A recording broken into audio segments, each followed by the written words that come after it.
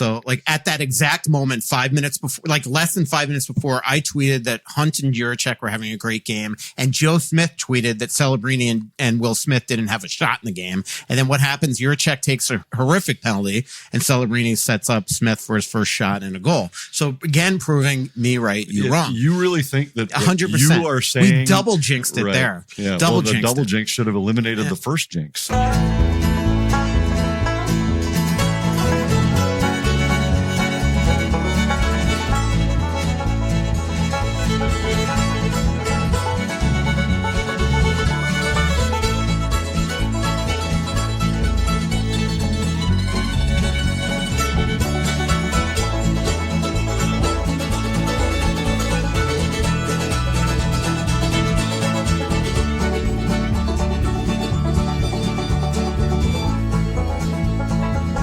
Welcome back to Worst Seats in the House. Michael Russo, Anthony LaPanta. Our next live show is November 18th. That's next Tuesday night at Splitrocks, 7 p.m. Come on out for that. Again, November 18th at Splitrocks. And Anthony, I was disappointed last night's game was on ESPN because I just wanted to hear you pronounce Shakir Mukhamadullin all night on the telecast. Well, he didn't play the time we saw the Sharks last, about a week and a half ago.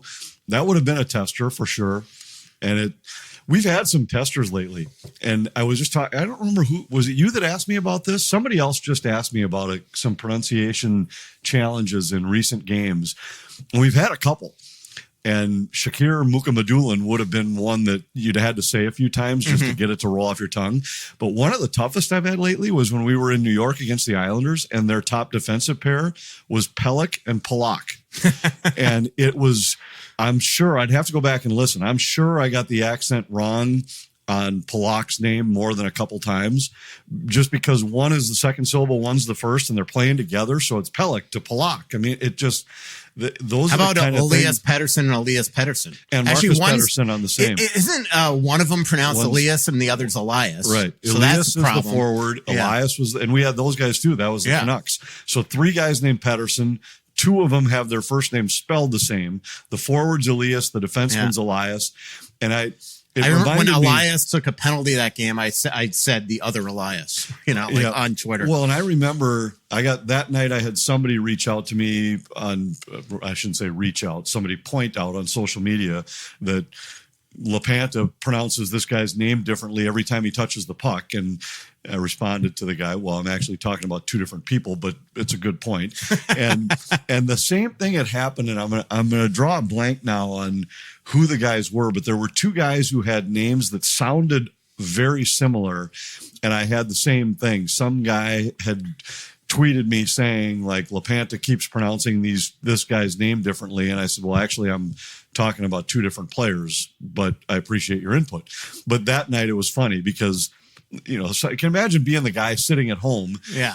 And if I was ever going to take a shot at somebody, I would make sure I had it buttoned up and that I was right. Yeah. And you'd think you would take 4 seconds and look at the roster and say, I suppose I should just make sure there's not two guys named Pettersson or something. The other one was, it wasn't a Pettersson and Peterson thing, but it was something like that. And I'll think of it before the show's over, hopefully, who the guys were. But I remember there were two names that were really close to each other, but they were different. Yeah, everybody likes to be judges from their couch. I mean, I had a guy the other day that he's like, you're the most negative beat writer ever, blah, blah, blah, blah, blah. Then I look at his timeline and it's him, one, going after every writer ever, but it's him also just obliterating teams. And I'm like, wait a minute. like it'd be one thing if you were Mr. Cheery on Twitter, right? But you're I see it every once in a while, only because we talk about it, and I see people when they'll attack you with like a grammatical mistake or something, not even in an article, just in a tweet, join LaPanta and me at this place. It's you idiot. Yeah. And you'll just be like, well, actually it's not. Yeah. But I appreciate thanks for the tip. Yeah. Hey, speaking of, confusing, so I just brought you a Starbucks, and I appreciate the barista, let me read everybody your order. The barista was very confused. Yeah. It's a grande nitro cold brew. Right. I get it in a venti cup because I like to add ice. Because they won't give you a venti nitro cold brew. So then why do you say light ice? I just say add ice. Oh, add ice. Yeah. Because they won't give you a venti nitro cold brew. Apparently their limit is grande. Okay. So I always just ask for it in a venti cup so that they can add a little ice. They say it is bad for the makeup of the coffee, like the nitro cold brew, but I like it to stay cold longer. So I ask to add ice. Then they normally make these with a milk foam, and I like coconut milk. So I ask for it with coconut milk foam instead of regular milk foam. And then I just throw a little cinnamon powder on the top. But the first time I ever ordered it in person, they type it in. Well, then it shows up on your app as a previous order. So I would just resubmit that order. And every time I go to a new Starbucks where they don't know me, I'll walk in and inevitably they'll say, I don't understand this order. And well, the barista was hilarious. First of all, I just finally turned my phone around to show them your order because she couldn't figure out a way to type it in. And then the barista that actually made it, she just hands it to me and she looks at me and she goes, I don't get it. And I said, I don't know, but I'll tell you one thing. He used to make fun of people that would order drinks like this. It's actually a pretty simple order, but it's more complex, I think, to do it through them because on their app you can't order coconut milk foam. So it was the downtown Starbucks on Hennepin and First, the one down kind of by the almost Federal just Reserve. off the river. Yep. And they were the ones I used to go there after Twins pregame shows every night. And I would order it there every time, and I'd order it in person because I could never order it ahead online because I was always within a half hour of when they were going to close. But I would walk in and they just knew what it was. And the guy would just signal to the other guy, I know what it is. And then it showed up in my phone. So they would just say, I know how to put it in. It never really made sense to me, but they were like, yeah, I'll do it this way. I'll explain it this way. That way, if somebody else sees the order. And it is funny. Like sometimes we were just in Dallas and sat outside of Starbucks there. Sent the order to them, no questions asked. Right. But about 1 out of every 3, I'll walk in and it'll just be somebody totally flummoxed saying, I don't even get it. Like, what is this? Can you explain it to me? It was hilarious. And they'll hand it to me like, is this anywhere close to what you like? By the way, this Starbucks is awesome. I'm like hesitant to even mention it because it seems like nobody knows that it even exists. I accidentally bumped into it last week for the first time, but it's right there on like 34th Street and 694 in Oakdale. And it is like totally like giant patio, comfortable to work in. It's really cool. So I'm hesitant to bring it up. Like by the way, I'm hesitant to bring this up too. I now have a new cheat code for the airport for early morning flights. So you know how like early morning flights or sometimes security is absolutely packed at MSP. Well, if you don't check a bag, you just now Uber instead of to the airport to the Intercontinental Hotel. And then you go up to the second floor from 5 a.m. to 10 a.m. It's open every day.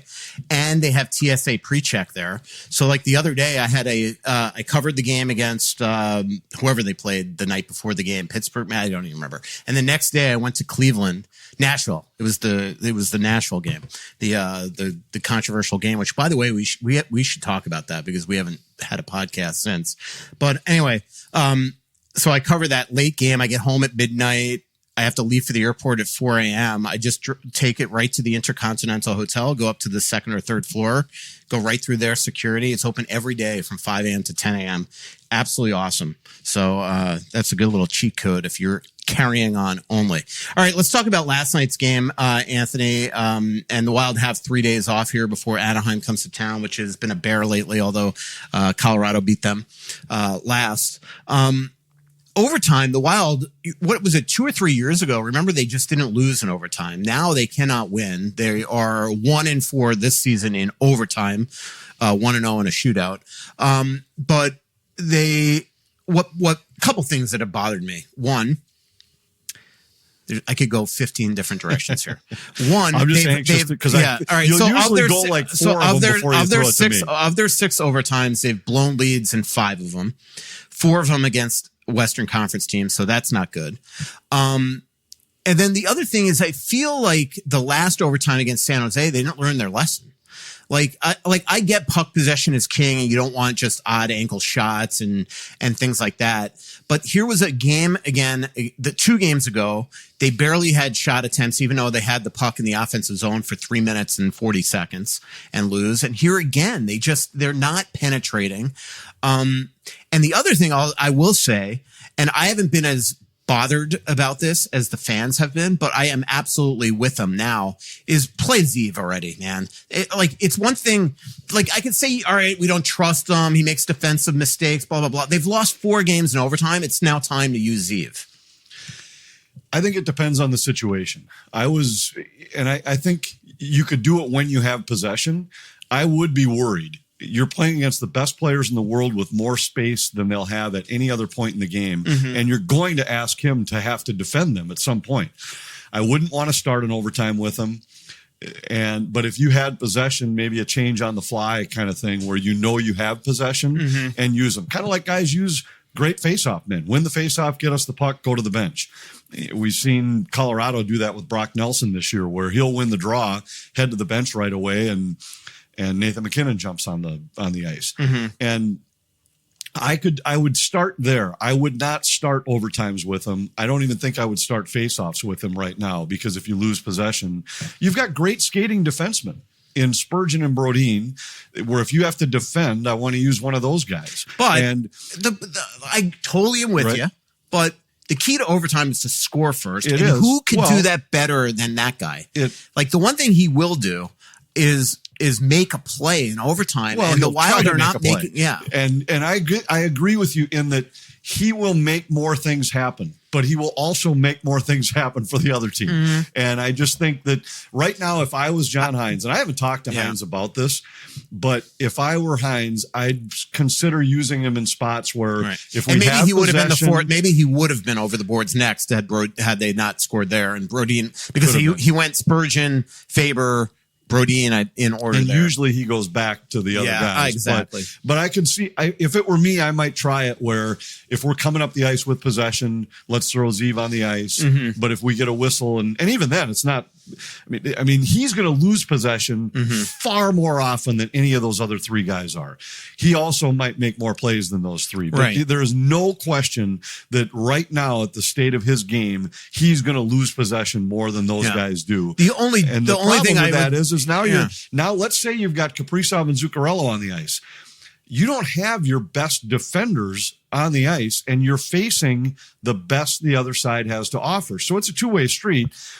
I just don't think you can look at it and say as simply as, well, we've lost 4 overtimes, so therefore we better change things. Because keep in mind, one of them, they had the puck for 3.5 minutes. Celebrini gets 1 shot, and probably a shot that should have been saved. Well, exactly. So there's more to it than just who the defenseman is. And to your point is they need to get a save in overtime, and they're not getting those. But the only thing I'll say is that possession is not helping them. At some point you got to try to make plays. With possession. And it just feels like they did they didn't learn their lesson from the San Jose game, the game before. They did the exact same thing. So let's go back and think about the overtimes. Did the other team do more when they had possession? I mean, the first time against San Jose, it's a breakaway. So that's the only time they had the puck was a lone breakaway. Last night, really the only time that they had the puck was the 2-on-1 at the end. The Philadelphia game, it was a breakaway after the Wild had hit the post. And so it isn't like the other guys that they've got possession and they're just going, making plays, taking chances, trying to make something happen. That kind of goes with my point too, is like put Zeev out there and make 1 play. And you know what? I mean, that's the only way. I guess I would say if they were 4-0, go with what's working. But at some point you got to change it up. And your point though that you made earlier, I think, and we had a graphic on this the other night. I'll find it because I think it went back to when Dean took over for Bruce. From that point to the end of last year, the Wild were like the 2nd or 3rd best overtime team in the NHL. And now they're 1-4, which is bizarre because it's largely the same people. And yet they just, for whatever reason right now. And so under Hines, for sure, the strategy's been the same. It's been possession is king, take it over. And I don't know that it's time to blow it up yet, but I don't know how many more games you lose. 6 in a row? before you say, all right, maybe it's time to and try these are something huge different. points. Like, I mean, again, I know I keep on harping on or going back to last season, but they made the playoffs via tiebreaker. So every point matters, and they just keep on giving Western Conference teams more points. And I know that maybe we don't look at Utah and San Jose as like legit playoff contenders, but hey, these are big points. And same thing, like, and they're blowing leads in these games. LA, they won in a shootout, but I think we forgot the fact that they blew a 3-0 lead. Right. So, well, in Nashville, they won in overtime. They blew 2 leads in that game. The only one that they came back was the first San Jose game. They were down a couple times, I think. Well, they were down against Winnipeg and came back and lost in overtime. Yep, that's the one. And they were down against the Sharks. They were down 2 goals twice. Right. Came back, but the Winnipeg game, at one OT. point, they did take a lead in that game, if I remember correctly, in the third period. Didn't JoJo score? Yeah, they did. They were down 2-0, then up 3-2, and then lost in overtime. So that was a blown lead and come from behind game. I can't believe that you remember stuff like that. Well, that's my job. Yeah, I know, but it's technically mine, and I can't remember crap. I was watching a game on. Well, let's. I was watching just real quick. I was watching a game on TV the other night. I can't remember what it was last season. I'm like, how did I remember this game? It's like one of the most exciting games I've ever covered for the Wild, and I had no recollection of it. But anyway, well, I was just going to say, as long as we're on the OT subject, we've discussed this before, but it's one of. If I had the ability to make 2 rule changes in the NHL, one would be dealing with the overtime point, getting a point for losing a game in overtime, that I would abolish that. I'd abolish the shootout and just say, if you want to play 8 minutes, 10 minutes of overtime, whatever it is, but you don't get a point for losing a game. You either win or you lose. And it's every other sport does it that way. Right. You lose in extra innings, it's a loss. You lose in overtime in football, it's a loss. You lose in overtime in basketball, it's a loss. Football's similar in that they give both teams a possession, but if at the end of it they just call it a tie. And so you could do that here. Say, all right, we're going to play for 10 minutes, and if nobody scores, it's a tie. Or play for 10 minutes and don't play sudden death if you want. It doesn't matter. Do something. But I hate the point for losing in overtime.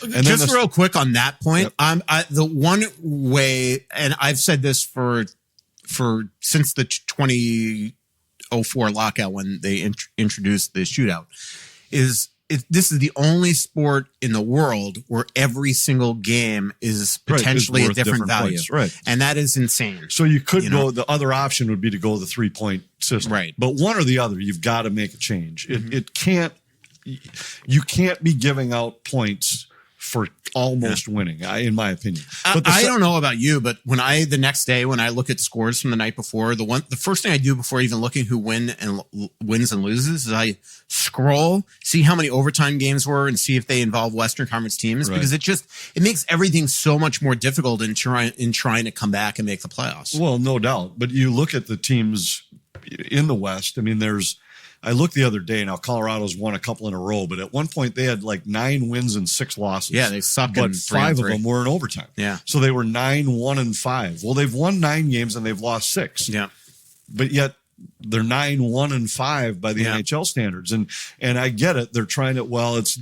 But you give yourself credit for a win when you win in overtime, then you should be charged for a loss. Somebody did ask on Twitter if you lost part of your soul the other day when Ryan Carter said on the air that they were coming off a 500 homestand when they were 2-2. Yeah, it just drives me bonkers. What was the other one that you wanted to make? The other one was that I think they have to change something on the possession in overtime. Yeah. Make it so that you can't leave the zone with the puck. If you do, blow it dead and there's a face-off in your own zone. Totally with you. Because I think if you did that, now you'd force teams to play hockey. And what I've always argued is that I hate the shootout because it's a skills competition. It'd be like saying baseball, we're going to play the 10th inning, and if nobody scores, we're going to have a home run derby to try to win. Yeah. I mean, that's the equivalent.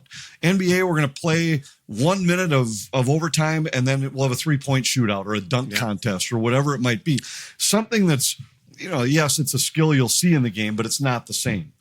And if you did that, now you're playing, nobody takes the puck out of the zone like that when it's 5-on-5. I know they can, but they just don't do it very often and on purpose. And in this case, you do it, and it's really brought those overtimes to a screeching halt sometimes. And now, and by the way, that has been what the Wild have been doing over and over again. They just come out of the zone. And they're not the only team that does it. And I get it.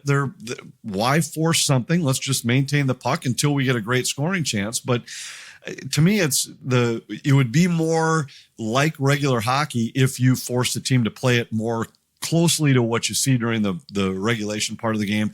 And if you were going to do something where you said, because if you just said, hey, we're going to play 5 minutes and if nobody scores, we'll call it a tie, both teams they'd take no chances until the final 30 seconds if they had the puck. Right. But if you put this rule in, it makes that harder to do. And now a team can defend you. They can come and attack you near the blue line because they know you're going to have to just dump it back in, maybe therefore giving up the puck. Yeah. But now you're playing hockey where possession goes back and forth. Now, if you did that rule, would you blow it dead and just give the puck to the other team? Or do you have blow it dead and go down and have a D-zone face-off. Because that would be, you'd have to do something, because the one thing that would concern me is the unintended consequence of that. Like, if you are out there for a minute offensively and can't do anything, that you almost intentionally come out of the zone just to get, all right, we're not going to give up the puck, but we are going to just have a line change, put fresh guys out there. So you got to at least if you're not going to just give the puck to the other team and let them just come, kind of like soccer or something, I think then you have to at least, where the location of the faceoff needs to be like an ice experimenting with just giving the other team the puck. It would look weird. Yeah, it would just feel like, hey, here's the puck. Exactly. It would be like a practice breakout drill. Right. So that's and all of these things we're talking about are I just think they're better options than what we're watching right now. And when they first put 3-on-3 overtime in, remember the pace of some of those games? It would be 2-on-1 one way, 2-on-1 the other. Fans were on the edge of their seats. It was exciting. Now it's a lot of teams that just kind of lull you to sleep. And the exception is when you get something going back and forth, and when you see it, you're like, holy cow, is that exciting to watch? You're watching the best players in the world with some free ice going end to end with each other. And when you do that, the game's very rarely going to a shootout. They almost always end in OT. When we come back on Worst Seats in the House, Anthony, I do want to talk to you about the way the Nashville game ended. I want to talk to you about Kaprizov and Zuccarello and the good and the bad with them. And I also want to tell you, I haven't talked to you about my trip to Cleveland and Buffalo and covering women's hockey rivalry series. We'll be right back on Worst Seats in the House. Holiday season for many means a lot of stress, a lot of things you worry about. Company coming over, getting the house in order, grocery shopping and cooking, and all those gifts to buy. The last thing you need is more stuff to worry about, like the equipment in your home faltering. My advice, keep Aquarius Home Services on speed dial. Plumbing issues like a water heating that stopped heating? Call Aquarius. A light switch that seems to do, nothing?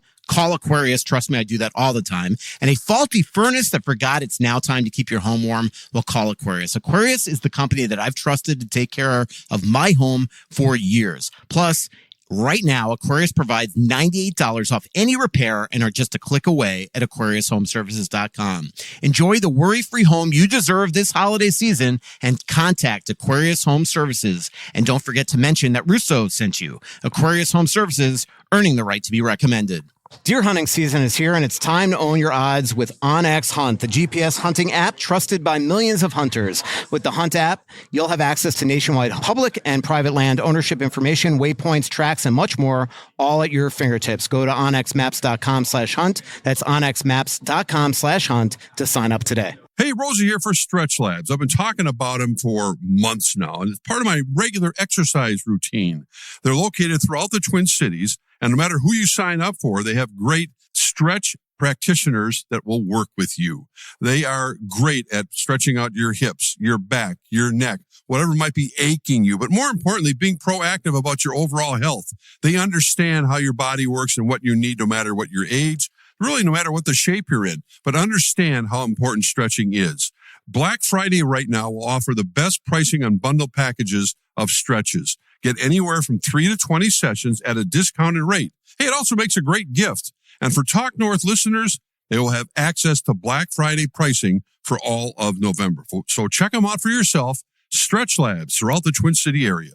Hey, this is Randy Shaver. Along with Kevin Gorg, we host the show Fantasy Huddle on Talk North. Each week, we're going to break down the matchups for the NFL season and try to give you the best chance to win your fantasy football games each and every week. Join us for Fantasy Huddle on Talk North. Back here, Worst Seats in the House, Michael Russo, Anthony LaPanta. coming to you on the first of 3 straight off days. The last time we will have 3 straight off days this season. That doesn't include the Olympic break and the holiday hiatus. So this is really a time the Wild are going to try to get themselves refreshed here. They do have 2 off days next week, and then it is a condensed schedule the rest of the way. Anthony, I do want to talk to you about the way the Nashville game ended. I personally think that the right decision was made. Again, the way the rule reads, it's accidental or deliberate. So we don't even need to decide right now if what we think Adnan was doing was intentional. I personally still think he was. I think that it was a one-timer for Kaprizov, and he was trying to knock the net off. And the next thing you know, it's an imminent scoring chance to the back door. The rule doesn't say when that imminent scoring chance ends. It doesn't say that the referee needs to get a compass out and decide that if the net was on its moorings, that the rebound wouldn't have come back to him, that it actually would have went behind the net. It's not a subjective thing there. I think they got it right. I think that the net came off the moorings during a scoring chance, and it would not be fair if that goal didn't count. I think they got it right. And I don't know if you went back and watched our broadcast or anything, but immediately when the play happened, I laid out the rule on the air and just said, look, it doesn't matter if it was intentional or not. Any defending player knocks the net loose. If a Wild player had knocked it off, that's different. But if a defending player knocks the net loose, then if an imminent scoring chance exists, and the player puts the puck into where the net would have been, the goal counts. When we watched the replay, the only reason why I wondered if when they watched the replay they might overturn it was because the first chance. It wasn't the first chance. Now, the rule doesn't specifically say it has to be the first chance. It doesn't say it can't be the second chance. It doesn't really say it either way. It just says imminent scoring chance. The only thing I think you could argue if you were on Nashville's side is that when the puck hit the side of the net, the base of the net, if the net had been in its regular place, it might have slid right past it and gone to the end boards. That's the only argument you could make if you were Nashville, is that the only reason the puck came back to him is because the net was off kilter. And that's exactly what Stamkos told me when I asked the question. And I don't know for sure I don't know what would have happened. And in the official's judgment, the scoring chance still would have been there. So, yeah, I mean, the rule has a little bit of a gray area in it, in that it doesn't specifically say it has to be the first shot or can't be the second shot. But Johansson, I thought, was interesting when he talked about it afterward. He didn't know the rule. He just said, I just figured I'd throw it in there and just see what happens. I thought it was interesting Stamkos is just he's that guy. He could go through every goal that he's ever scored, and you can go one by one, and he will tell you what happened. That's what incredible memory this guy has.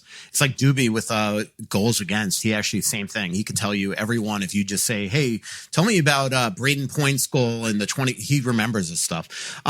So I was impressed with that.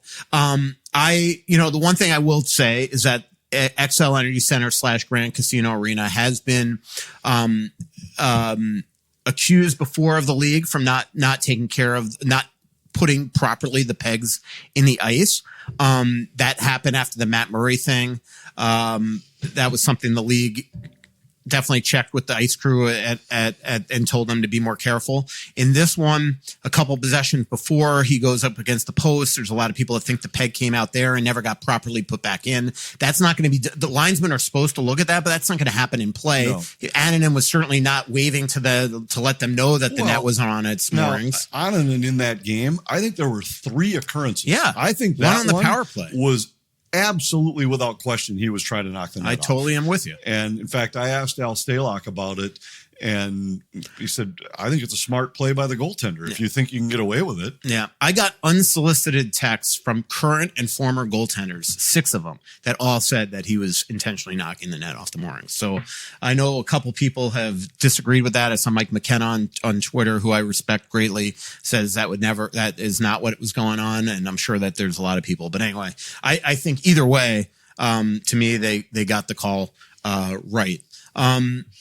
Kaprizov and Zuccarello, obviously they played 3 games together since Zuccarello's been back in the lineup. I think Zuccarello is going to get better and better as he, just imagine being his age and just thrown into the season in November. It's going to take him a little bit. But last game they got cratered, that line, the Rossi game. I mean, you look at the analytics, they got absolutely, coursied. 2 games ago, obviously, didn't score. And then, the one in the island was great stuff. But the one thing about them is the East-West stuff. When it works, it's beautiful. Like the play in the third period there on Long Island. But at the end of the second period, Kaprizov tried to force a couple plays to Zuccarello, turns it over, and it's a goal against for the breakaway. So, I guess this kind of goes back to our conversation 2 weeks ago on this podcast, is it doesn't feel like, it feels like the Wild, they want to play this north-south direct game. And when that line in particular gets into trouble, it's usually the east-west plays that are oftentimes ending with a Kaprizov turnover. And, yesterday is a perfect example of Celebrini and Will Smith they had nothing going, and they had no shots until the power play. Because of the fact that they were up against the Eriksson Ek line all night. Right. And that line was awesome. Yes. So I guess, my point is that at some point they've got to stop it, right? Yeah. And I mean, I agree. Now, I thought last night you have to give a little credit to Alex Wenberg. I thought his line was good against him, but that's by the way, exactly... Wenberg is the one guy I keep on saying, he would actually consider, because I know, we'll get into this, the Wild are trying to trade for Jordan Kyrou right now. That's somebody that they are very interested in. I don't think they have the assets to make it happen. Maybe they do. The one thing about it is that they'd have to give up money in the deal, and who are they going to be able to, who's somebody that makes a lot of money on the Wild that they're going to be able to put in that deal that they'd be willing to, that St. Louis would want. But Wenberg's one cheaper option. He's scored in this league. He could defend. Yeah. He's great dude. A good player. I don't know that he's what the Wild need right now. Right. They need a top 6 forward, I think. If you were going to say plays top 6 there, at least. Right. And so I want to go back to what I was going to say, is it's not like we're talking about one of the guys that you'd say is the absolute elite shutdown guy, but he was good last night. And that, if you're John Hines, if you're Kirill Kaprizov, Matt Zuccarello, Marco Rossi, you can't be dominated by a line centered by Alex Wenberg, in my opinion. I mean, I'm not using that as they were playing against their shutdown line, because that's not exactly. It wasn't Jonathan Toews and exactly. It wasn't. But that line played well against them, and I think they almost just sat back and waited for the Wild to try to force plays, which they did, and that it resulted in pucks going the other way. I think we all got excited about Matt Zuccarello and his return, but let's not forget this is his second game back, and the first game, while it had a couple highlight reel plays, wasn't perfect either. It's going to take him a few games to get back to looking like himself, and I just thought the bigger story in last night's game was the domination that Eriksson Ek's line had against Celebrini's line. That Celebrini's line did nothing until that power play in the third period. Not a thing. They didn't have a shot attempt. They didn't have a shot. They had some shot attempts, but not a shot on goal. And I thought Eriksson Ek, Boldy, and Johansson were just terrific in that game. Yeah, absolutely. I don't know. It just, the turnovers just, it's killing them. I don't know. I know that we all look at points and just think that Kaprizov is having this great year. He's really been mediocre at 5-on-5, and his puck decisions continue to really hurt a team that just doesn't, that's not defending as we normally accustomed to seeing.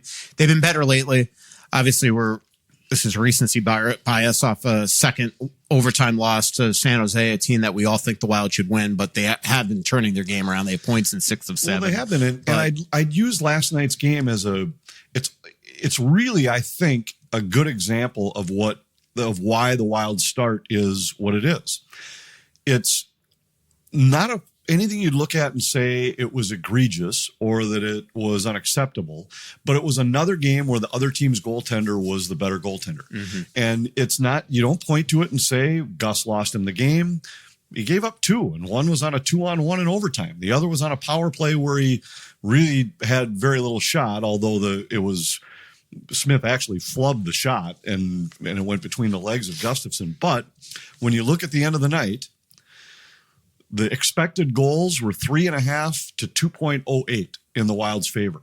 So that means Gus saved 0.08 more than he should have, so that's my point, is you're not blaming the goaltender. He was above expectation.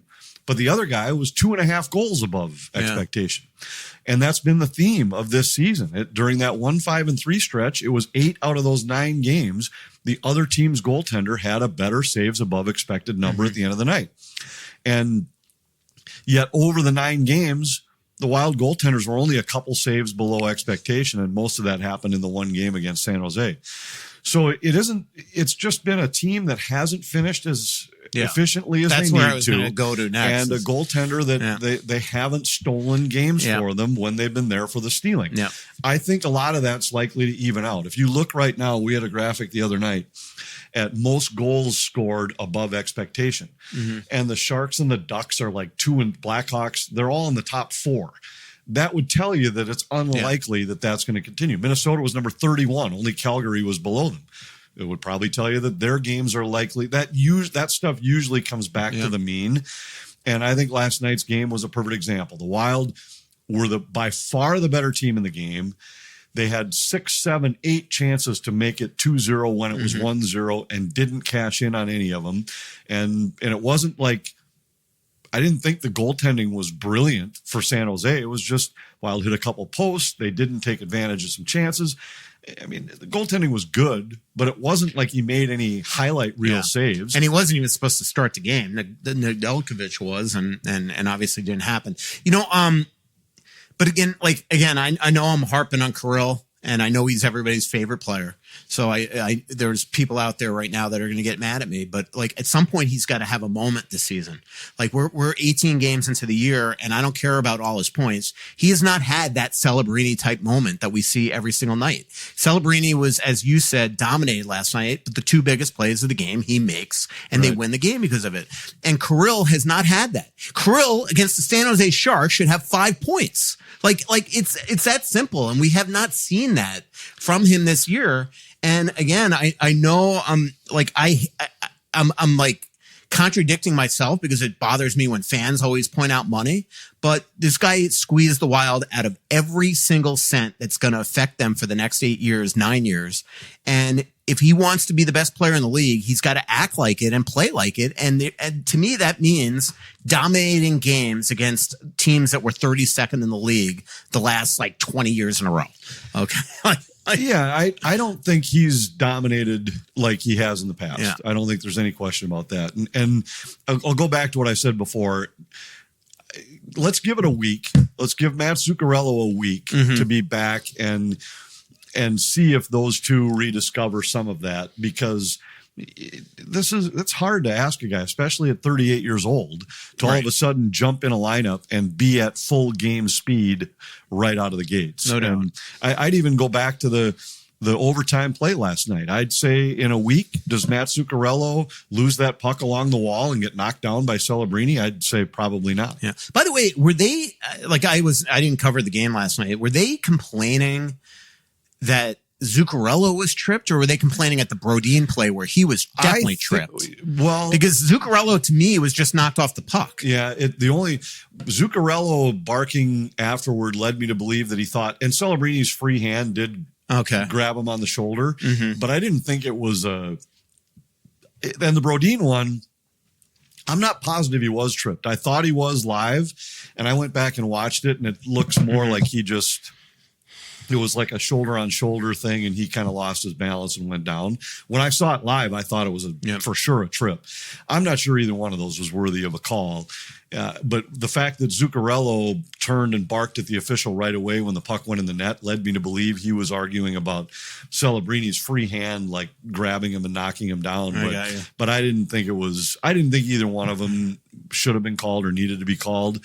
It just was maybe you could argue that Celebrini could have been called for a hold, but I don't think so. Wild killed 14 of 14 up until that David Juracek penalty, terrible slashing penalty. proving again, jinxes are real.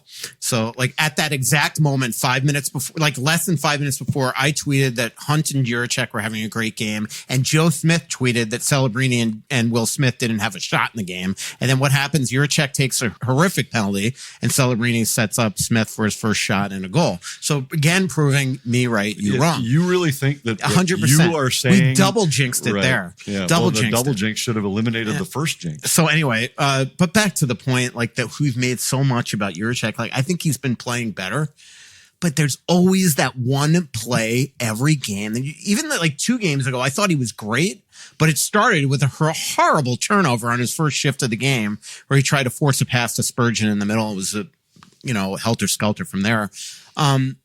Like just a terrible penalty, man. Like, and now he, obviously if Middleton comes back next game, I assume he's going to be out of the lineup, and it's just a matter of time if they're healthy that they're sending him down. But the irony that it's taken them to reacquire Daemon Hunt to realize that Daemon was probably better than David Juracek at the very beginning. Well, I think that's a little bit of an exaggerated statement. But it's a funny one. It is. Well, I'll leave that to you. I think they bring different things, and Daemon Hunt's skating ability has been noticeable. Man. Like he has made differences. I thought he was good in Carolina, but it was almost like you just didn't want to notice him. And the fact that when the game was over, you didn't notice him was a win. But then I thought the next night when he got the call again against the Islanders, now you did notice him. He was stepping up. He was confident. He was assertive. I asked John Hines about him. He said, I thought from game 1 to game 2 we saw more of what he brings. His skating ability. Well, last night he drew a penalty. I think it's 2. And you've seen 2 him, penalties last night. And you've seen, his ability to move is a difference maker. I still think that if you just put the 2 players on the ice and put scouts from 32 teams in the crowd and said, we're going to have you watch these 2 guys, which guy has the higher upside, almost all of them are probably still going to look at Juracek and say, this guy's got a higher ceiling based on his body, based on his size, based on the way the puck comes off his stick when he shoots. So I don't think it's fair to say that Hunt is just better than Juracek. I think Hunt right now brings different things to the table, and Hunt has been great. And I think we'll see him get more and more opportunity here while the Wild wait for Zach Bogosian to get back. Don't get me wrong. And I agree with you on the Juracek turnovers, but I think it's to call him better. I know, but it's a great line that it took them to reacquire Daemon Hunt. It to is realize really he was quite a better. story. It is when you think about it, that he's the guy that went the other way in the trade, and then the Wild grabbed him. But it also tells you when the Wild traded him. And sometimes you just think it's GM speak. Yeah, we hated to see him go. We really liked everything he brought. Yeah. But as soon as his name was back on the wire, the Wild knew exactly who he was. You know what's funny about that? I don't know if you remember, but in July, I was writing that they might get Hunt off waivers. Like it just made all the sense in the world that, I probably wrote it 5-6 times. Hunt. Like, it just because you just knew that with 7 one-way contracts, that it was going to be very hard for him to make the team. And with the Wild when the second they brought in Jack Johnson, even in that story, I wrote that, Daemon Hunt is going to be somebody they're going to have a chance to reacquire. And, his skating is just so noticeable. His confident. We clearly have now seen that he can play left and right side. So I don't know. I think it's great. We'll be right back. I want to talk to you about my trip to Cleveland and Buffalo. We'll be back on Worst Seats in the House. Thank Twill in the Dining Galleria, twillmn.com. Go there, sign up for their alerts. You only get a couple of emails a year, but when you get the email, it'll be about a special event or a sale that's dramatic. I got a lot of stuff when they had a 40% off sale this summer when they were clearing out their summer inventory for fall inventory. It's not a huge store. It's easy to shop. That also means that when it's time for them to clear stuff out, they're going to give you a great deal. Go there, say hello to Scott Dayton, my friend. It's Twill by Scott Dayton in the Edina Galleria. Best men's clothing store in Minnesota. Go check it out. Hey, have you been dreaming of a lake cabin lifestyle with boating, fishing, and family fun in northern Minnesota? Well, lately I've thought a lot about how cool it would be to have a getaway like so many Minnesotans. And if you're like me, you probably think that owning your own lakeside getaway is beyond your budget. Well, if you think lake cabin real estate prices keep going up, well, think again. This is Russo, and I'm here to tell you there is an affordable way to enjoy a cabin lifestyle and all that goes with it. And yes, I said affordable. I founded a Clamshell Beach Resort, which is located on the Whitefish chain of 14 lakes for you and your family to enjoy. Here's how. Clamshell has lake homes that offer deeded fractional ownership, and the keywords there are deeded and fractional. You own it. Imagine having 5 weeks a year to enjoy Clamshell with its beaches, pool, and lodge that's full of kids' activities. Is golf your game? There's a great golf course right across the road. Like winter sports? Well, you can go ice fishing, cross-country skiing, or snowmobiling right out the door at Clamshell. And there's no maintenance, no grass mowing, no snow removal. It's done all for you. And you can own a share of Clamshell Beach Resort at an affordable price. To learn more about ownership opportunities at Clamshell Beach Resort, go to cottagesonwhitefish.com or contact Pat Egan at 612-220-9819. That's cottagesonwhitefish.com or Pat Egan at 612-220-9819. There are many reasons to open a smart checking account at Royal Credit Union, including no monthly fees, no minimum balance, and a $250 bonus. Getting your $250 is easy. Open your account by December 9th. Receive 2 payroll direct deposits of $200 or more, and you'll get a $250 bonus. See details and open your account today at rcu.org/getchecking. No minimum balance required to obtain bonus. Offer ends 12/9/25. Insured by NCUA. Mike Russo, Anthony LaPanta back here. Worst Seats in the House. Final segment of the show. November 18th is our next live show at Splitrocks. That is our only live show of the month. So definitely come on out. Real quickly, before you get to your trip, we had Vinny's thoughts for this show, and one of them was on your check and hunt. So we've kind of talked about that already. And but he was supporting our theory on how good Daemon Hunt has looked, but he asked a question about Gus in goal and said that, he played fine. I'm just scratching my head about the decision to play him over Volstead. Very diplomatic, because if you saw the text I was getting from your son yesterday, you would have freaked. You would have. I think it was an interesting call for. He was Hines. calling for John's head. Well, I didn't get those texts, so I don't know for sure. But I thought it was a real interesting choice for the Wild to go to Volstead in the Calgary game, because the two goalies had, Volstead had played well in New York. Gus hadn't played. He had played well not in the first period against Carolina, but played well for the last 40 minutes of that game.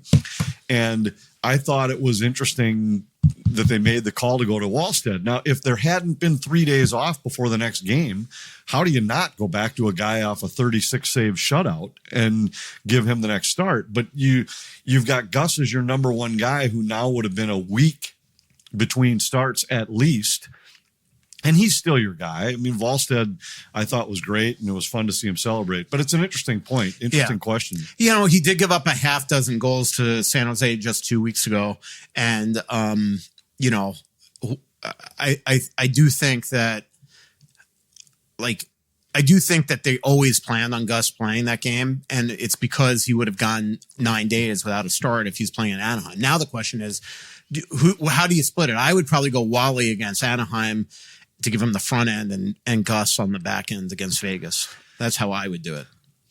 But I don't know that it really matters that much. You've got Carolina next. I think Gus's numbers against Anaheim are incredible too. So I might go Gus in the first game and Volstead in the second. Especially because we just saw Wally on a second of a back-to-back in Long Island play well. So it's not like the old and you're not traveling, so it's not like the old the old adage you're giving him what they did to him in Dallas a couple of years ago. Right. No, I think I'd go Gus first, and you, as much as you want to keep guys on edge just a little bit, you want to make sure they know that nothing is given, nothing is just handed to you. But at the same time, Gus is your number one. Yeah. And if this team is going to go anywhere, Gus is going to be the number one guy. Do you think Phil sees a squirrel or a rabbit? I think he sees the neighbors getting in their truck, and he's just making sure we're safe during the podcast. That's a good point. We got some Twitter questions, but I did want to talk to you. So I just covered the Rivalry Series in Cleveland and Buffalo. I actually had a great time. One reason why they sent me, Anthony, is because is just to get to know both the Canadian and the United States women's team. Is because I'm going to be covering them at the Olympics, and I don't want to go to the Olympics and not know anything. One, storylines with the girls, two, how they play. And then next thing I'm just kind of doing the easy way out and writing just boring game stories rather than storytelling, which is what you want to do at the Olympics. So I had a great time. Cleveland, I don't know. I've spent a ton of time there. Not a ton of time there, and it was a great downtown. Awesome restaurant at the Marble Room. I went to the Rock and Roll Hall of Fame. They have a Saturday Night Live exhibit where basically you could sit in front of a TV and watch every musical performance ever on Saturday Night Live. So I actually went to a Katie Holmes and Dave Matthews Band Saturday Night Live once, the only Saturday Night Live I've been to in my life. And I was able to go back. I think it was in like 2001. I was able to go back and actually watch DMB's performances from the show that I was at. I probably sat in front of that TV for an hour watching different songs that were played on Saturday Night Live over the last 50 years. So that was pretty sweet.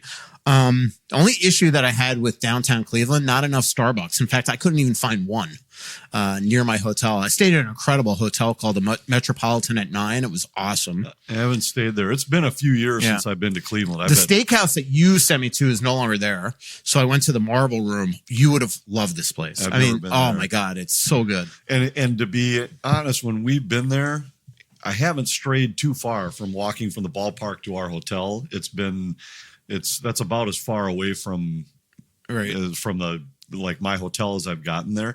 There was a cool little stretch of a few bars, a couple had live music, and then there was a casino right kind of close that's by exactly there. Right. I know exactly. And Marble Room's right at the end of that one road. So I had a blast. I will say, man, a lot of respect for these athletes. Like Taylor Heisey is just a superstar. Do you think if you put her on the Wild lineup, Anthony, that if you played her 34 games, she would at least have 1 point? Oh, she'd get a point. Yeah. Okay. I'm saying that for a reason. Yeah. I mean, you get why I'm saying that? No. Ben Jones. I'm just saying. Yeah. No. One. Depending on where you put her. I mean, she would outscore Ben Jones. This game is so much faster than the women's game. I mean, I love how the women's game has progressed, but I'm just kidding. At some point, like the puck would hit you by accident and deflect to somebody, and I suppose it depends on who you play or who she's playing. But so anyway, she was just awesome. Like she's as good a passer as she is a shooter. She created like empty net goals for Abby Murphy, like 3 of them in Cleveland. Hillary Knight was great. The thing that Heisey did awesome is there's a girl Skamura on United States that's from Western New York, and she goes in there on the last goal of the game in Buffalo and fakes 2 shots and drops it right into the wheelhouse of Skamura for a goal in front of all her family and friends and her girls that she coaches in the off season and things like that. So that was sweet. Abby Murphy, star.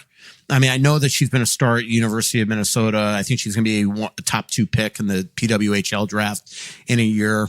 But man, like I always looked at her as kind of like a little Brad Marchand, and she could do so much. She's incredibly fast, elite shot. Layla Edwards, awesome. Caroline Harvey, awesome. Hillary Knight, obviously awesome. So really fun time. So actually looking forward to covering the Olympics. And then Buffalo is Buffalo. I really got along well too with Robo, their coach, John Wroblewski. He coached the Ann Arbor program for a long, long time. Got to start with John Hines and coached everybody from the Kachucks to the Hugheses to Matt Boldy to all those players in that one draft that Boldy was drafted. I think it was like Newhook and Turcotte and Zegras and all those players. So really, really fun time. Anything else you want to get to before I get to Twitter questions, Anthony? No, let's see what the people on Twitter have to say. Yeah. Everybody thinks that jinxes are real. Well, they're not. Yeah, they definitely are. I go back to, again, why you think that you could create your own luck, but that jinxes aren't real. Because you create luck by putting yourself in the right spot. But there's no But luck chance. is still fake. Luck is as fake as jinxes. Well, it's not. Like if you put yourself in the right spot, the number of times a puck will hit you in the ass on its way into the net increase as opposed if you're sitting in the corner doing nothing. So you can, it's still luck if the puck hits you, but you've increased your luck by putting yourself in the best spot. And if I tweet shutout, it usually goes away.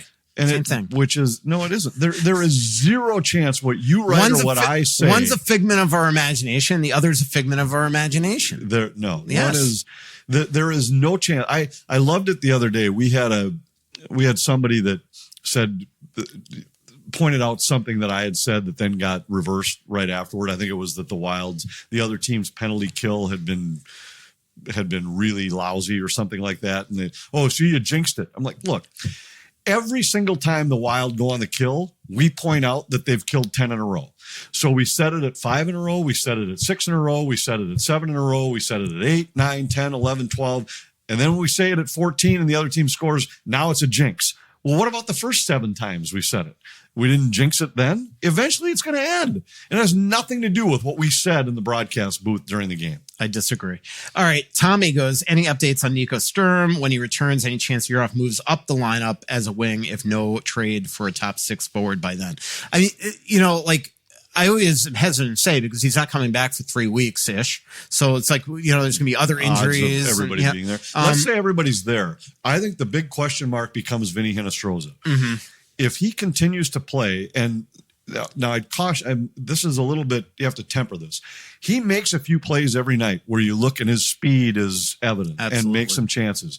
But it isn't like he's scoring every night where he's irreplaceable. But I think he's the question mark. If he continues to bring value, then I think the odds are more that Urov goes the other direction. Mm-hmm. But if Hinostroza, if his production starts to wane, then I think you say, all right, well, Urov's a part of our future. Hinostroza, for whatever, he just probably isn't as big a part of years down the road for this team. And I think then you give Urov a shot in that spot. Yeah. And in terms of Sturm is eyeing, hopefully returning by December 1st. He's skating on and things like that behind the scenes and apparently doing really well.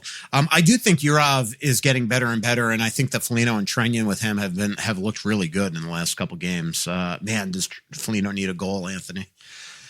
He needs to get lucky and have one go off his ass. And then we'll know. You know what I'm going to do tomorrow night to prove it? I'm going to point out, on Saturday night, I'm going to point out at the start of the game that he has 0 goals to prove to you that if he scores, that I caused that. 16 games in a row, eventually he's going to score, and then you'll say that you were right at that time. Yeah. Hunter asks, what do you think of the Buium-Faber pairing? Well, I thought it was decent. And Faber's game's been headed in the right direction really ever since he called himself out after the game against Utah. Except for Carolina. But he's been, I mean, everybody's going to have a night where they're not terrific. He's been really good since that night. Except for you and me. Yeah. Have you called yourself out lately? No. Yeah, you should. It's because I write great gamers every single night, and you call a great game, and we are always terrific. I have yet to call the perfect game. I've had a couple where I've thought, you know what, I feel pretty good tonight, and then sure enough, bang, and then all of a sudden, Hinostroza comes over the board. You're like, Ryan Hartman with the puck. Right. Yeah, there's always one call where as soon as I do it, I throw my hands up like. Well, there you go. Got the name wrong. Yeah. Random Nick goes, are the Wild still in need of a first-line center? Seems Rossi has been less visible lately, and Eck seems more like a third-line center as he ages. You know what's really ironic on a totally different subject is that, if the Wild wanted to get Kyrou, what it would probably take is Rossi.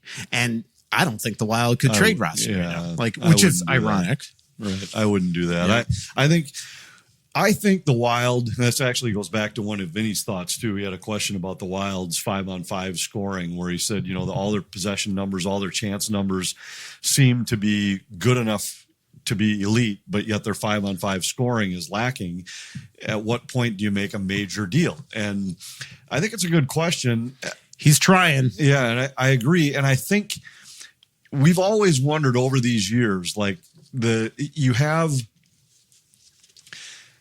you only have limited assets that you can trade away to bring a top 6 guy in. And do you ever look at the team and say, we're just one top 6 guy away from being a legit contender in the West? I think right now is the closest they've been to that spot in the last 4 or 5 years, where I think with a lot of the rest of the way the roster has developed, with the continued development of Brock Faber, with the Zeev Buium showing that he maybe by the end of this year might start to look like the player that they really think he can be in terms of impacting game going offensively. Rossi continues to grow. Boldy becoming an elite player. I think it's right now might be worth making a major investment in one of those top 6 guys. But it isn't just as simple as, okay, now we're ready, let's go grab them. Somebody has to be willing to give up a top 6 guy and has to value your assets enough to give them to you. 100%. And a good example is the Wild tried hard to get JJ Peterka. Buffalo had no interest in the players that the Wild were willing to give up, which, by the way, I believe included Rossi. Now, everybody keeps on asking, could the Wild go after Tage Thompson? 100% the Wild would love to trade for Tage Thompson. But if Buffalo didn't like what the Wild were offering Peterka, what's the chances with a guy that's actually signed at an incredible contract at a little more than $7 million up until 2030? What's the likelihood? Like, Peterka was less of an asset for them because he wasn't signed and wanted out, where Thompson's the difference. So it's not easy. Same thing with Kyrou. Like, Kyrou's 27 years old. He's signed for a long, long time. It makes sense for the Wild to go after him. $8 million is pretty quality. We've seen his speed and his scoring. What he doesn't have is grit at all. He definitely would not be grit first. No, but if you trade away one of your top 6 players to get an extra top 6 player, then you're still a top 6 player short. 100%. So even if it's an upgrade, you're still, I think, with this roster. And look, everybody knows what my feelings are on Marcus Johansson and his ability to help a roster. But the bottom line is, if you're going to be a contender, I think everybody within the Wild organization would say your lineup would be great if he's on your third line rather than your second. Mm-hmm. And if you add a top 6 player, that's probably what happens. And now you really have something. So if you can add that player without disrupting the guys you already have in your top 6, I think right now is the time to go and take that shot. How did the 2 dogs not realize that Margot just walked in? Well, apparently we shouldn't have felt as safe as we did. Yeah. When we thought we were safe from beyond intruders. The funniest thing is Margot is so nervous about interrupting our podcast because of the dog. She just went in the laundry room. What is she going to do in the laundry room for the next 40 minutes? I don't know. We only have 5 minutes left in the show. Don't come out, Margot. Zach says, as the president of the Marcus Johansson fan club, was Anthony disappointed to not be included in the tribute video for his 1,000? I did hear some of your calls, so you're kind of included. I'm sure I was a part of it. I thought it was a really cool tribute that they had, and some great players that had a lot of great things to say about Nicholas him. Backstrom calling him his favorite line mate ever. Right. I mean, that's incredible. And even pointed out that, and I happen to play on the same line as a guy who's got 900 goals. Well, the one thing, man, that was cute as heck was his 2 daughters. I mean, both with you just don't get like tired of that. I know this has become the thing where somebody has a milestone game, you calling their kids into the locker room, but and then his daughter's on the ice being so proud of him. Like that. Well, how fitting was it that he immediately extended his scoring streak in his 1,000th game, right? Not the night of the ceremony, but in his actual 1,000th game. Yep. He's on the score sheet on the first goal of the night, and he's been playing great hockey for this team. And we mentioned earlier the job that line did against Celebrini's line. Yep. I mean, Celebrini at 5-on-5. 3.5% expected goals for. 3.5%. That's got to be his lowest number of the season. Yeah. But he created 2. He created 2, but one's actual on the power goals. play and one's 3-on-3. I'm saying 5-on-5. I know. 5-on-5, he did absolutely nothing all night, and that's because of the work of that Eriksson at Boldy line. OC Wild Boys 59 goes, it's time for Buium to move back to the power play 1 full-time. Agree or disagree? He did get the rest of the game yesterday. I think the last 3. Do you agree or disagree? I don't know that it's hard to really look at their power play and say anything should change. I want to see him unleashed. I mean, we get to see Celebrini unleashed. I know Celebrini is a special player. We get to see Matt Schaefer, Schaefer unleashed. I know he makes mistakes. Well, all that's true, but let's keep in mind, we've talked about this on an earlier show. The expectations of both of those teams significantly different than the expectations for the Wild. Number 1. Number 2, look at where they are. San Jose doesn't have 6 top end forwards where Celebrini's trying to fight his way up the lineup. Yeah. And the Islanders don't have a top 4 like the Wild have. They have their first pairing of Pelech and Polak is decent, and Schaefer doesn't play on the top pair because of it. Yeah. But I thought what was interesting, and you'll be impressed, that I happened to read an article that was written on The Athletic. It was ranking like the top 170 players under what was it, under 22, I think it was. And they had Zeev Buium rated ahead of Matthew Schaefer. Uh-huh. I think they were like 8 and 9 or 9 and 10 or something in the league. But I thought that was interesting that as all this hype about Schaefer, and yet your guys in the Athletic have Buium ranked as a higher prospect. It'd be nice if one day you'd read one of our stories, Joe Smith and myself. Aren't you a team at the Athletic? Yeah. You don't read anything. I read that article. I know, but nothing of ours. Like I could tell to you, it was very much a news to you that the Wild were going after Cairo. I could tell by your face when I brought it up. Yeah, it would absolutely. Not that we've reported that. By the way, every time I ask for questions on the X, I know immediately the people that are not athletic readers, like the person that asks when Sturm's going to be back, who the Wild are going to, like people acting like it was a big scoop by ESPN that the Wild are trying to make a big trade. We've only reported this for freaking 2 months in a row. Anyway, Tom goes on. Now that KK has re-signed, what question do you get asked the most? Who they're going to go after? Here's one for you. Corey asked, do we take hope in how well the Wild controlled play last night or distress that they only scored once? I think both. And I think their game's been trending that way lately. Mm-hmm. And so I think you're always looking for things that are sustainable. And I think the Wild style of play over the last 6 games is something that is sustainable. They're 4-1-1 over that stretch. Mm-hmm. But I also think that at some point you just can't keep saying that they're scoring goals under expectation and that'll even out. At some point, guys have to finish. Right. So I think there's some reason for concern there too, that they just haven't finished at the level I think they need to. Couple more minutes left in the show. Charlie Stramel looks like he's having a good start to the season for Michigan State. This is from Mitch. Adam Bennick too. Iowa's had a slow start, but okay since stated the prospects 1 month into the season. Also, last penny will be minted today. Is that true? They get rid of the penny? I didn't know that. Apparently. We should You should write an article about that. I know. I like that they're getting rid of the pennies. Is there anything more annoying than a penny? Well, how often do you carry change anyway? I know, never. I barely have. I don't remember the last time I've actually gone to the ATM to get cash, let alone. We're in a digital world, Anthony. I'm aware. I've heard it's a fad though, but every once in a while, I've used cash, and it's when you get the coins, I don't know what I'm ever going to do with these, but you know what the most annoying part about coins is for me is that I used to just throw them all in my car, and then you'd have quarters for parking meters occasionally that I would use, but then I would just throw it all in a bag one day and bring it into the bank. They don't let you bring it in and dump it in the change machine anymore. They say you have to roll it up in. It's like you're a bank. Yeah, I should be able to bring you whatever money I want to trade it for. Well, I should be able to trade it for cash, whatever it is. It's still a quarter. It's still, if I have 4 of them, you should give me a $1 bill for it. Wasn't that like the Seinfeld episode of Kramer when they just threw a bunch of change on a table once? Kramer or Newman or it was nickels for some reason. It was in like a laundry bag full of nickels. I don't remember what the story was. I can't remember either. But to get to Ryder Ritchie's having a good start at BU. I'm trying to think who else. I've gotten a lot of questions about Leskovar lately because he's playing for the Heartlanders. And one thing I'll say is the Wild love Leskovar. They're just trying to get him caught up. He broke his wrist in the scrimmage when he was hit by Foligno, and they're trying to get him caught up. He had a really tough game, I think, last Friday night, but a couple good ones. He brings a dimension that the Wild just don't have. So he's got a long rope to be a really good player. I think that he's going to be a really good player. And they love him, by the way. Great, great guy, apparently.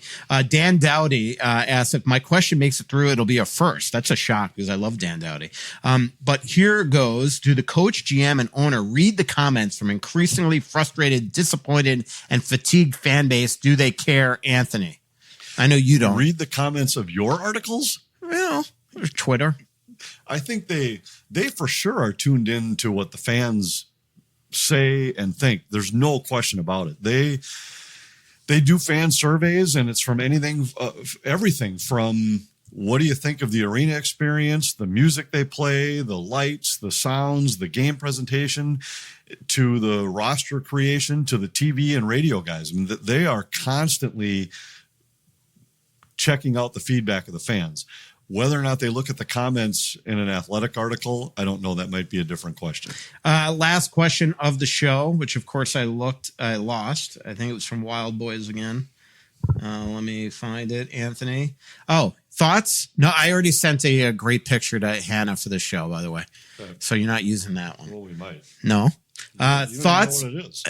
I know what it is. It's for our Twitter feed for this podcast, and I don't want it to run. What the picture is. Okay. Is it of your stupid drink order? Well, it has that in it. Okay. I don't want a picture of me on Twitter. I already sent a great one, and it's of both of us. And it's from a couple years ago, and it's how people will love this. It's how I feel every time you speak. It was captured perfectly at a restaurant in San Jose. Perfect. But I think Sharkman got it. The point of it was that we were supposed to take a picture that was current every time. No. And every time. Last week's was great. I know it was but it's not what they asked us to do. It was like 3 channels ago for you. It was 3 ownership groups ago. Fox Sports. Thoughts on what is going on with the Oilers and Leafs? This is from Wild Boys. I'll let you go.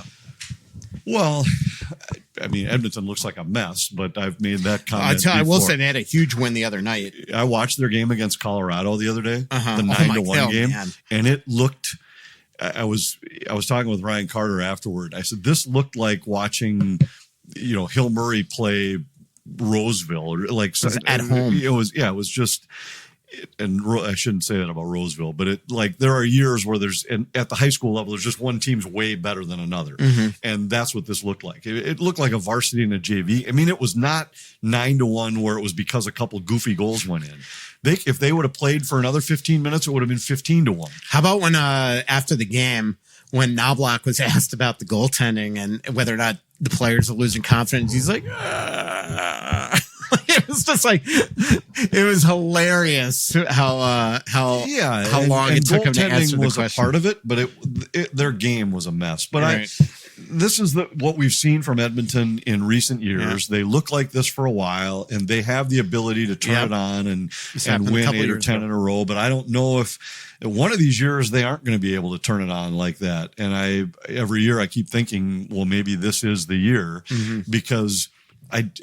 We don't need to go back down my comments about the way their roster is built, but I'm surprised they've been able to overcome it and have the runs they've had the last couple of years. Right.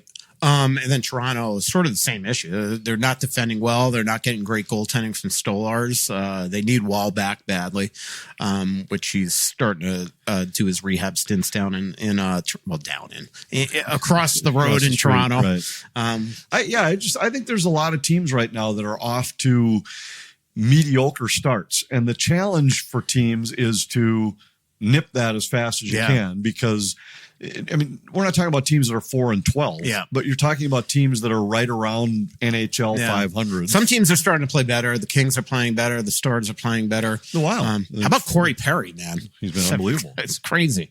How about the Ducks? Look at Florida, and if they didn't have Brad Marchand, where would they be right now? Oh my God, 11, 12 goals, really? Right. And so there's a whole bunch of teams that are in that same neighborhood as Minnesota is right now, and I think it's whichever ones can make that.